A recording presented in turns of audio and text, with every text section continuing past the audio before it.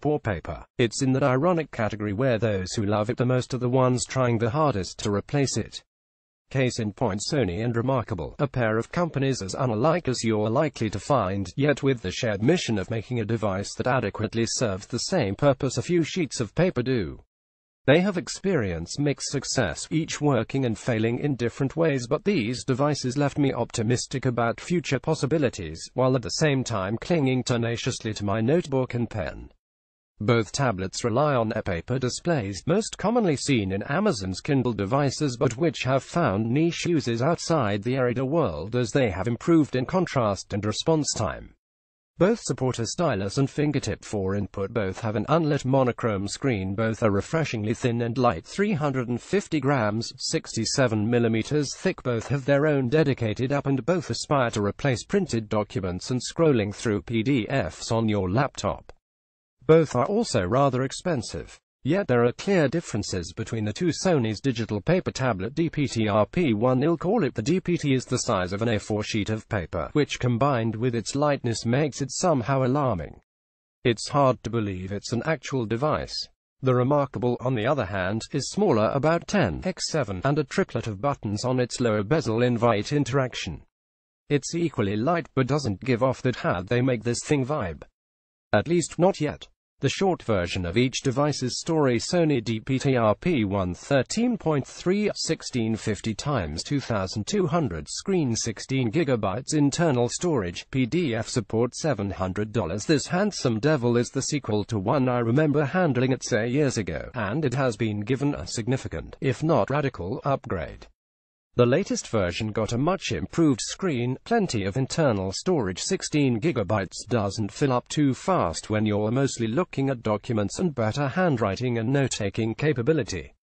It's specifically aimed at people who have to handle lots of wordy documents and are tired of doing so on a laptop screen, LCD-based tablet, a small e-reader. Think scientists reviewing studies, lawyers going over case files, and so on. Remarkable 10.3 1872 x 1404 screen, 8 GB internal storage, PDF EPUB support, $600. The Remarkable, and yes, they did the camel caps thing, is the sort of crowdsourcing success I like to see. An original and ambitious idea accomplished with hard work and ingenuity, and at the end of it all, a viable product. The team was simply enamored of the idea that an e-reader-type device should be more interactive, allowing you to sketch, annotate documents, and share them live. To that end they worked for years, eventually even consulting with EC, which makes the displays in question, to produce a screen that not only looks like a printed piece of paper, but feels like it when you write on it. And now to judge the two devices on the 3 R's: reading, writing, and interaction. What only one of the other 3 R's starts with an R: reading, as far as providing a superior platform on which to read through documents that are mostly monochrome, studies, lawsuits, books. Both devices succeed admirably. Neither has as good a screen as a Kindle, Oasis, a Kobo, or a One, but they're more than good enough, and anyway, it would be excruciating reading an academic paper on a Kindle. If I had to give the edge to one of the devices strictly in display quality, it would have to be the DPT. Slightly whiter whites and better contrast give it the edge, even though technically the Remarkable has a higher DPI, 226 versus 206. A grid on the screen is just visible when you look close, but rarely bothered me when reading from a normal distance. Text is rendered slightly better on the Sony to my eye, though it's hardly a blowout. But one also has to consider that the Sony's screen is gigantic. The Remarkable and its bezel fit comfortably within the screen area of the DPT. Not everyone actually wants to read on such an enormous device, and documents not intended for that size can blow up to comical proportions. E-books, as well, end up looking like either children's stories if you bump the text size up, or impenetrable walls of text with frequent carriage returns if you don't. This objection applies to the Remarkable as well, but less so. Sony does address this problem with the ability to show 2 portrait mode pages at once while the device itself is in landscape mode. If I had to choose between one size and the other, I would go with the Remarkable in a second. It fits in more bags, doesn't feel so awkward, and is not so much smaller that a full-page PDF looks crammed onto it. You hardly notice after a while.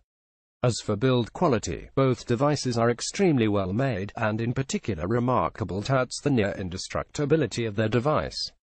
The Sony doesn't feel flimsy at all, but as I mentioned before, its great size does make it feel like a liability, like a passing biker will clip the corner while you're reading it in the park.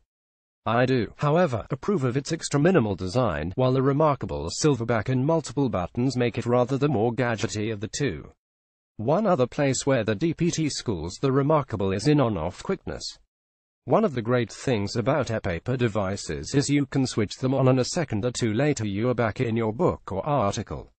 The DPT is no exception to that, and it will maintain a charge for weeks and still turn on in a snap. The remarkable will do that when it's in sleep mode, but it goes from sleep mode to fully off after some relatively short amount of time that you can't modify. From being off, it takes 1,520 seconds or more to turn on, an eternity these days. No doubt this is to improve the battery life, but it's annoying as hell. This is something that can and likely will be adjusted or hopefully made adjustable in a software update, but for now it's a pain. Writing here, at least we have a solid winner. Writing on the remarkable is a pleasure, and while it's still not quite like pen on paper, it's a hell of a lot better than active stylus on glass. The near-instant response time of the remarkable's e-paper screen, it's around 50 milliseconds, makes writing feel natural, not like a device catching up to something you did half a second ago. This is absolutely critical, as the feedback of what you see affects how you write when you stop crossing that T and dragging out the descender of that Y. The team was obsessive in getting the latency down, and succeeded to a greater extent than, honestly, I expected was possible on this kind of display. Eck itself, they told me, was incredibly impressed. Above the remarkable, below the DPT. But not only does the line follow the tip of your stylus with a quickness, there is a world of expressiveness available should you choose it. The tablet doesn't just track the tip, but also the pressure and orientation of the stylus. So with the pencil tool, you can make a thin, light line by holding the stylus nearly perpendicular to the screen and barely touching it, or make wide brush-like strokes by angling it down and pressing harder. This isn't always useful, and it takes some time to get used to, but it really is amazing that it's possible on an e-paper device, and I can see it being adopted by plenty of sketches and note-takers. Furthermore, the tablet ships with a number of templates, grids, lines, etc., and supports multiple layers, which you can export as Photoshop files. Certainly it impressed the TechCrunch crew. I had it with me for note-taking and showing off purposes at Disrupt SF, and everyone who touched it and wrote on it fell in love, asking how they could get one. These are people who see state-of-the-art tech all day, every day. I didn't have the DPT with me, but I think it would have elicited a more polarized response. It's a big, but once you get over that, you start thinking how nice it would be to run through SEC filings or Pew Studies with this instead of on a laptop. You can write on the screen of the DPT as well, but despite Sony's best efforts, it's not nearly as responsive as the remarkable.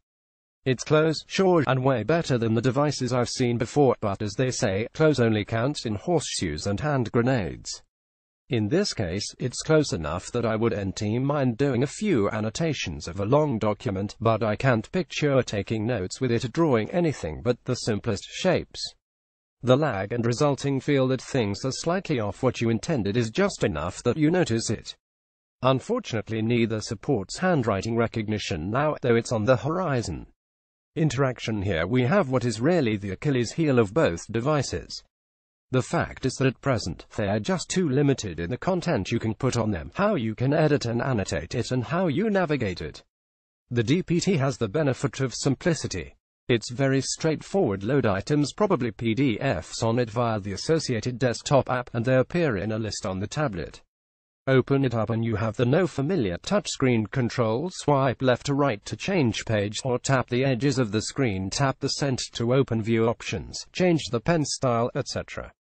You can also quickly zoom in on an area, though considering the size of the thing I never felt the need to do this. A single button at the top opens a small, straightforward menu with recent documents and the option to return home. The remarkable, on the other hand, throws all kinds of things at you from the beginning. You still add your documents from a desktop app, and here I may as well mention that you need to set up a free, simple account on the site to do so, and to enable web-based syncing of documents. It was quick and seems harmless. Once they're on the device, you navigate via a busy home screen that lists all docs, or just PDFs, or just ebooks, or your notebooks, of which you can create as many as you like. One for sketches, another for work notes, another for to-dos, etc. Inside Documents, you'll use the 3 buttons at the bottom of the device to go forward, back, or return home. Disappointingly, you can't swipe or tap to go to next or previous pages. I much preferred the DPT's simplified controls. Buttons may be useful on a dedicated area where page turning is by far the most frequent action, but the Remarkable is meant to be like a piece of paper, and the buttons seem at odds with that idea. The real issue I have, however, is one I have with both. You're very limited in what you can do with the documents. Reading them is great, but neither device is good at exporting the actions you take off the device.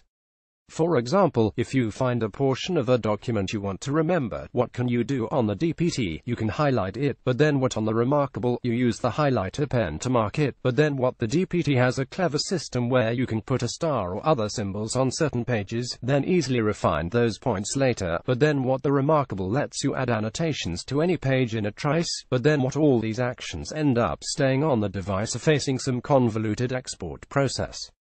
Why can't I select some text on the Remarkable and have it be copied to a clipboard in the app? Why can't I drag out a rectangle and have it save a screenshot? Why can't I have the starred paragraphs of the PDF on the DPT automatically highlight in the original document? Ultimately, you mostly interact with content by drawing on a transparent layer on top of it.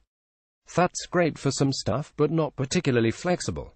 You can build a workflow around either one of these, but it won't be pretty. Furthermore, the content I can access is extremely limited. No time-shifting services like Pocket or Evernote are supported, even in a limited fashion. Only PDFs and EPUB files can be read, or certain archives. Both devices have Wi-Fi, but neither one has even a rudimentary externally web browser. I would love to have any of these things, but for now the use cases for these devices are limited to reading files you already have, and making a few limited changes to them. Long-lived specialty devices compared to something like the Surface or an iPad Pro, the DPT and Remarkable may seem somewhat limited. But that's kind of the point. You're not supposed to be able to write a novel on your DPT, or play some complex 3D game. These are devices designed with a few very specific purposes, and they fulfill those purposes pretty well, as you have seen. They're light, they're durable, they're pleasant and quite simple to use. The fact is that this is a pretty new product category, or at least a long-neglected one. RIP Kindle DX, and I think it's fantastic that companies big and small are interested in doing something different. On the other hand, they're still figuring out exactly what these products should be capable of. Sony has a firm idea and is making its play for the scientific and legal markets where long documents are common and a handful of markup tools are sufficient. Remarkable has a broader vision and the technical solution for achieving it: more and faster interaction, better integration with existing services. While I can say that the Sony has achieved its purpose, that purpose is intentionally limited and as such makes it attractive to a rather narrow slice of people. The Remarkable is potentially attractive to far more people, orders of magnitude more, I think, but it has yet to achieve its vision. Fortunately, Remarkable is aware of this and mainly just wanted to ship a working product. The roadmap for the next year has lots of interesting features on it, ones that will make the device more versatile and reliable. That Remarkable has sold tens of thousands of its extremely niche device, and Sony hasn't given up on the DPT while letting its other areas die is promising. There's a place for devices like these in my house and, increasingly I hope, many more.